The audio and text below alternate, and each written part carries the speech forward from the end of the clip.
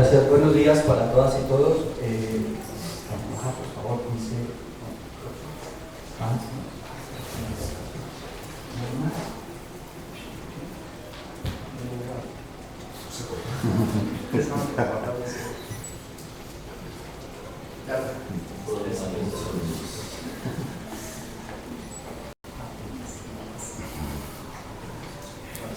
Muy bien, buenos días para todas y todos. Un agradecimiento especial por la invitación que me hacen para compartir con ustedes algunas reflexiones en torno a lo que he denominado desafíos éticos, morales, y políticos de la educación superior en América Latina. Parto de esta frase un reconocimiento público y determinantemente ético de que todas y todos los ciudadanos tenemos derecho a tener derecho. Es una frase inspirada en Hannah Arendt, en uno de sus textos denominado La condición humana.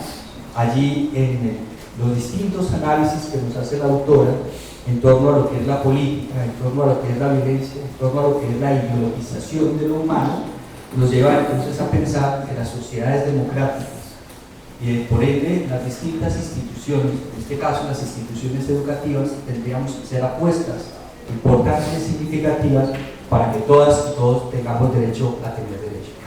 En el marco de una democracia, tener derecho a tener derecho implica la negociación, implica el reconocimiento del que es distinto, implica el reconocimiento de las distintas libertades y de las distintas expresiones de esas libertades. La ruta de exposición que propongo, más fuerte, sí, pongo más, ok, ahí me escozo mejor. La ruta de exposición que les propongo es uno, conversar sobre la educación, un derecho para todas y todos, y lo segundo, mostrar algunos de los desafíos de las políticas de educación superior en América Latina. En esta presentación no voy a hacer presentación de cifras, sino voy a hablar de una perspectiva más, digamos, prospectiva, más programática, que me parece a mí bien el caso. Vamos entonces a la primera parte. La educación es un derecho para todas y todos los ciudadanos. Cuando estamos hablando de ciudadanos, significa que estamos hablando de seres humanos que están vinculados a una comunidad política. El estar vinculado a una comunidad política implica que es una comunidad de referencia, tanto cultural, social, económica, como jurídica. En este caso estamos hablando de ciudadanos que tienen derechos y que tienen deberes. Y en ese marco entonces de que es una educación, un derecho para esos ciudadanos, significa que hay unos modos de interacción entre ese ciudadano, entre esas instituciones y digamos las distintas relaciones que se dan al interior de esa comunidad política. Desde esa perspectiva entonces la educación debe ser entendida como un bien social, como un bien público. Y el que nosotros entendamos la educación como un bien social y como un bien público significa que le podemos reclamar que debe ser un bien social, un bien público de alto nivel, de alta calidad, que sea pertinente, que sea flexible, que sea incluyente. Cuando nosotros asumimos la educación como un bien social, como un bien público, ¿qué implica? Entre otras cosas. Primero, entender que a partir de la educación se reproduce y se transforman valores, comportamientos, conocimientos, cosmovisiones y prácticas. Obsérvese que se le están dando dos atributos a ese bien público. Primero, que reproduce, contrario a lo que dirían algunos analistas, pero si la educación solo es reproductora, pues es homogenizante, tendríamos problemas. Pero si la educación solo reproduce ciertas tradiciones, ciertos valores, digámoslo, ciertas ganancias que el género humano ha tenido a través de su historia, ¿con qué quedamos? Por ejemplo, si hemos conquistado asuntos relacionados con la dignidad humana, ¿por qué desecharlas? ¿Por qué no nos transmitir? ¿Por qué no darla a conocer? Pero el segundo atributo está dado en que no solo reproduce, sino que contribuye a su transformación. Dicho en términos más antropológicos, a su resignificación, a su reconfiguración, a darle otros sentidos. Y esos otros sentidos pues se van a dar por la dinámica social en la que ese bien público se está tejiendo. Es decir, lo contingente, lo histórico, lo cotidiano, va a hacer que esos sentidos adquieran otras dimensiones, otras expresiones, otros marcos simbólicos. En ese sentido, la educación no solamente reproduce, sino que contribuye a que transformemos ciertos comportamientos. Un ejemplo que nos puede ayudar a ilustrar esta apreciación son las distintas luchas que han hecho los movimientos feministas en la historia de la humanidad. A partir de ellos hemos aprendido nuevas formas de relacionarnos, nuevas apuestas políticas, nuevas formas de construcción y de conocimiento de lo que significa vivir en una democracia. Segundo, a partir de la educación como bien social se aprende a ser diferente, pero igualmente vinculado a marcos simbólicos de identidad y de humanidad. Aquí viene un concepto que a mí me gusta traer a colación a propósito de este enunciado, y es un concepto de Magda Nussbaum, que ya mi compañero Jaime nombró como la señora Marta, para mí la doctora Magda Nussbaum. En tanto, ella nos habla de dos tipos de identificación para pensar el asunto de la ciudadanía cosmopolita y la ciudadanía local. Se habla de ciudadanía local cuando mi marco de referencia, mi marco de identificación está en función de lo nacional, es decir, de lo que nos vincula actualmente como un acuerdo solidario y nos hace interdependientes ante la ley, ante el derecho, ante ciertas normas, ante ciertos principios. No obstante, Marta Nussbaum nos plantearía que no es suficiente que pensemos la ciudadanía localmente, sino que es necesario pensarlo de manera universal. Y allí trae a colación un término, una noción que ella denomina la interdependencia, donde los sujetos se vinculan ya no a los marcos locales nacionalistas, sino a marcos de humanidad. Entonces, hace preguntas por la dignidad humana, hace preguntas por la justicia, hace preguntas por el reconocimiento. Y tiene preocupaciones de orden moral, de orden ético, de orden político, relacionadas con lo que implica, por ejemplo, una política en el género humano, lo que implica aplicar una política en la subjetividad humana, lo que implica reconocer que ciertos problemas que tiene el género humano también son los problemas. El tema de la ecología, el tema de la sostenibilidad del recurso, el tema de la expansión de la democracia, etc. Deberían o se constituyen elementos fundantes de una práctica ciudadana o de la configuración de una ciudadanía. Tercer elemento, desarrollar capacidades para transformar y dejarse transformar por los entornos sociales, culturales y políticos. Bien, los entornos sociales, culturales y políticos son entornos de referencia. Si son entornos de referencia, son entornos transformables. Y si son entornos transformables, se transforman en función de lo que allí se teje como posibilidad, como condición, como apuesta, como teleología, si pudiéramos decir de esa manera. Es decir, allí se constituye una idea de bien, una idea de lo justo o una idea de dignidad. La educación en este sentido ayudaría a reconocer cuáles son esos puntos que son necesarios transformar para mejorar, si pudiéramos decir de esa manera. Pasamos, por favor. La educación en el centro de la discusión entonces nos ayuda a pensar en tres cosas. Primero, a entender que se trata de una construcción colectiva, social, histórica. Más diría que no es social, que no es cultural, que no es histórico. Pues bien, esta no es la excepción.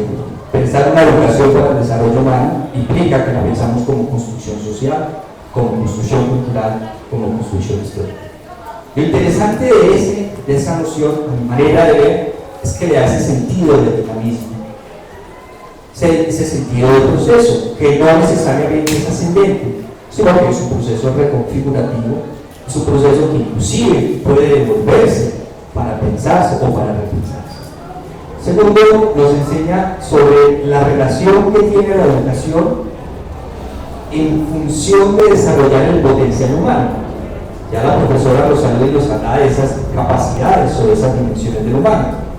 El tema, por ejemplo, de lo cognitivo, o de lo ético, o de lo afectivo, o de lo moral, o de lo estético, son las distintas esferas del humano que la educación ayuda y contribuye a que se potencie. Y que se potencien en función de la constitución de sociedades más democráticas, más plurales, más incluyentes. Todavía no se entiende. El tercer elemento está en función del derecho.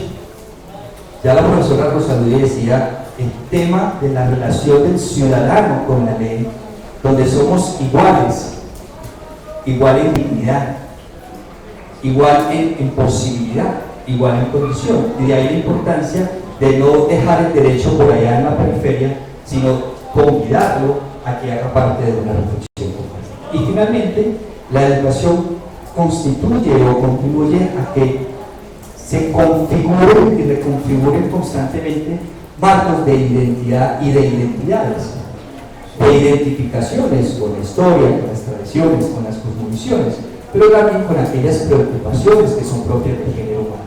El tema de la convivencia, el tema de la pluralidad, el cómo entender a aquel que es distinto a mí, que piensa distinto a mí, y que la primera tentación que yo tendría es interpretar al otro desde mi marco de comprensión y nunca desde su diferencia. Parece ser entonces que aquí hay una apuesta significativa e importante para entender esa relación entre educación y desarrollo. Pasamos, por favor. En ese sentido, la educación como derecho para el desarrollo humano hace una apuesta por la equidad. Entonces aquí la equidad se va a entender desde una lectura del contexto social, cultural, político, económico. Segundo, se hace a partir de una lectura de las condiciones humanas. Aquí vienen entonces algunos asuntos relacionados con las mismas identidades humanas, con la manera como se configuran, por ejemplo, distintas comunidades políticas, o cómo se configuran distintas culturas, como por ejemplo la cultura judía, o el tema de las culturas étnicas. Por ejemplo, eso hablaría bastante bien de las condiciones, y que sería necesario que nosotros tuviéramos. Y hay un elemento adicional que me parece a mí de construcción de esa equidad, y es a partir de la comprensión de la heterogeneidad del género humano. Digámoslo de otra manera, la comprensión que tenemos de lo que es diferente a mí, piensa diferente a mí, es decir, de esas otras maneras, de esas otras formas de habitar, de ser, de crear, de caminar, de producir en el mundo, que corresponden a otras cosmovisiones, a otras cosmogonías, a otros estilos de vida, a otras apuestas distintas a la mía, pero que son igualmente importantes en el marco de una democracia, porque recuerden, todos tenemos derecho a tener derecho. La educación entonces en ese sentido aparece como un instrumento para la transformación social. Segundo, es un escenario de transformación social. Y tercero, da como resultado una sociedad justa y democrática.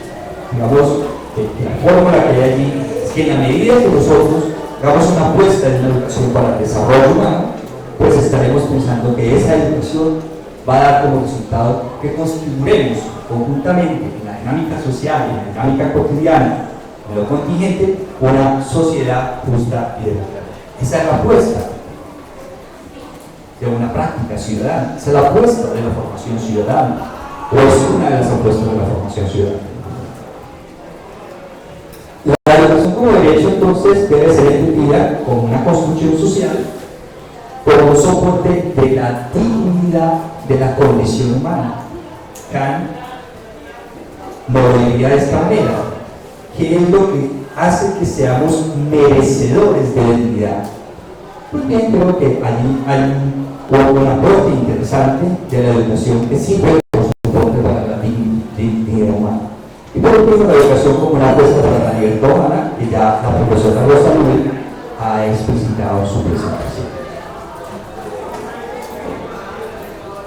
La educación debe garantizar, ya en términos generales, para América Latina, como sistema, uno, disponibilidad y acceso; segundo, calidad; tercero, permanencia. Son tres criterios de la calidad de educación, de lo que debería otras apuestas que debería hacer el sistema educativo nacional latinoamericano. El tema de la disponibilidad y el acceso, el tema de la calidad y el tema de la permanencia. Digamos que son tres maneras de entender esta prosperidad. ¿Qué desafíos tiene la educación superior? Yo creo, a mi manera de ver, desde las distintas investigaciones que hemos podido realizar, creo que ese desafío podríamos entenderlo desde esta pregunta. ¿Qué significa crear condiciones de equidad, de reconocimiento, de justicia y de dignidad para toda la ciudadanía en una sociedad democrática, plural y incluyente? Esta pregunta de fondo, diríamos en otros términos, pretende darle sentido tanto al sistema educativo como un sistema propositivo, intencionado, como al nivel programático, es decir, a eso que tiene que ver con la práctica pedagógica, a eso que tiene que ver ya con el trabajo mismo que se hace en la aula. Respondernos entonces a una pregunta como esa de ¿qué significa? Obsérvese que se está tomando el tema de la justicia, el tema del reconocimiento y el tema de la dignidad como tres apuestas regulativas, es decir, como tres horizontes de sentido. Algunos críticos dirían que esas apuestas regulativas son ideales, que no tienen ningún sentido y son tan utópicos que no vale la pena luchar por ellos. Yo diría, vale la pena luchar por ellos, vale la pena tenerlos en cuenta y hay que tener un horizonte de manera de ver. Es un tipo de ideología no impuesta, sino construida, que creo que en la medida que nos están poniendo como horizonte, es un lugar al cual es posible alcanzar. En ese sentido, entonces, responder a esta pregunta implica una institución educativa que se configura a sí misma como un actor político y se involucra determinantemente en los asuntos de lo público. Es decir, no es solamente una institución educativa que genera conciencia y genera lucro, sino que construye sentido. Y para construir sentido se tiene que involucrar en el asunto de lo público. Involucrarse en el asunto de lo público implica de manera adicional que dialogue con las políticas sociales y públicas y proponga nuevas alternativas de comprender lo social, lo cultural y lo económico. Es decir, no solamente hace conciencia, ay, pilas, tenemos estos problemas sociales, no, tenemos estas alternativas. Y estas alternativas están en diálogo con estas políticas públicas y con estas políticas sociales, ¿no? Propone desde sus avances científicos, técnicos y desde sus comprensiones de las estructuras sociales, culturales, políticas, económicas, nuevas opciones de desarrollo humano que no solo se explicite en su filosofía, la misión, como decía la profesora Rosalud, sino que además plantee cuál es su enfoque de desarrollo que pretende agenciar. Y que además esa pretensión no solamente produzca lucro, sino y sobre todo cultura política, cultura ciudadana. Es una institución que ejerce desde la academia su función pública de deliberar y exigir mejores redistribuciones del poder y propone decisiones más equitativas y justas para la sociedad civil. Diseña, implementa y evalúa innovaciones pedagógicas alternativas de regionalización y de intervención directa en las problemáticas sociales, culturales, políticas y económicas que afectan a los y los ciudadanos y contribuye a la formación política y ciudadana en nuestro país.